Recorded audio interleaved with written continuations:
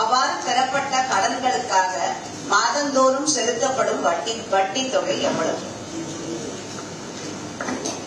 பெருநகர சென்னை மாநகராட்சியில் 1/2/2025 நாளன்று வரையில் பெறப்பட்ட மொத்த கடன் தொகை ரூபாய் 3065.67 கோடி ஆகும். இதுவரை ரூபாய் 1577.18 கோடி திரும்பவும் செலுத்தப்பட்டு ரூபாய் 1488.50 கோடி நிலுவையில் உள்ளது.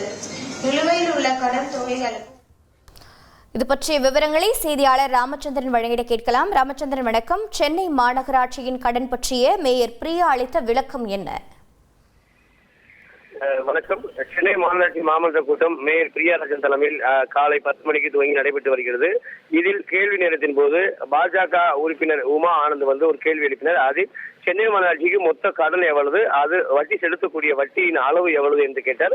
அந்த அடிப்படையில் மேயர் அவர்கள் பதிலளிக்கையில் 1/2/2025 வரை சென்னை மாநகராட்சிக்கு ரூபாய் 3065 கோடி கடன் உள்ளதும் அதில் 1577.10 கோடி கடன் செலுத்தப்பட்டுள்ளதாகவும் மீதி இருக்கக்கூடிய 1488.50 கோடி நிலுவையில் உள்ளதாகவும் தெரிவித்துள்ளார். அது மட்டுமல்லாமல் இந்த கடனுக்காக வட்டி மட்டும் 8.5 கோடி ரூபாய் செலுத்தப்பட்டு வருவதாகவும் ஒவ்வொரு காலாண்டுக்கு ஒரு முறை அசல் செலுத்தப்பட்டு வருவதாகவும் மேயர் பிரியாராஜன் விளக்கம் அளித்துள்ளார்.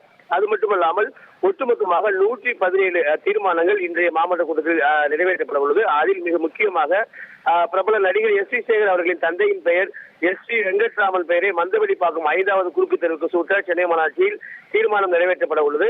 அதே போல சென்னை மாநகராட்சியில் பயோகேஸ் வெடித்ததில் ஆபரேட்டர் ஒருவர் உயிரிழந்துள்ளார். அது குறித்து தணிக்கை செய்ய குழு அமைக்கப்பட்டுள்ளது. ஒரு வாரத்தில் அறிக்கை சமர்ப்பிக்கப்பட்டு அதன் அடிப்படையில் நடவடிக்கை இருக்கும் என்றும் சென்னை மாநகராட்சி ஆணையர் திரு குமரகுருபன் தெரிவித்துள்ளார். அது மட்டுமல்லாமல் சென்னை மாநகராட்சியில் இயங்கி வரக்கூடிய பெரும்பான்மையான இயற்கை உரம் தயாரிக்கக்கூடிய கூடங்களை மூட முடிவு செய்துள்ளதாகவும் அந்த அடிப்படையில் 190 இருக்கக்கூடிய இயற்கை உரம் தயாரிக்கும் இடங்களில் 168 மூடவும் வெறும் 22 மட்டுமே செயல்படும் என்றும் தெரிவித்துள்ளார்.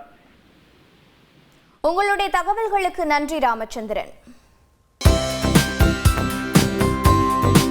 தந்தி டிவியை உங்கள் கேபிள் டிவி ஆபரேட்டரிடம் இலவசமாக கேட்டு பெறுங்கள்.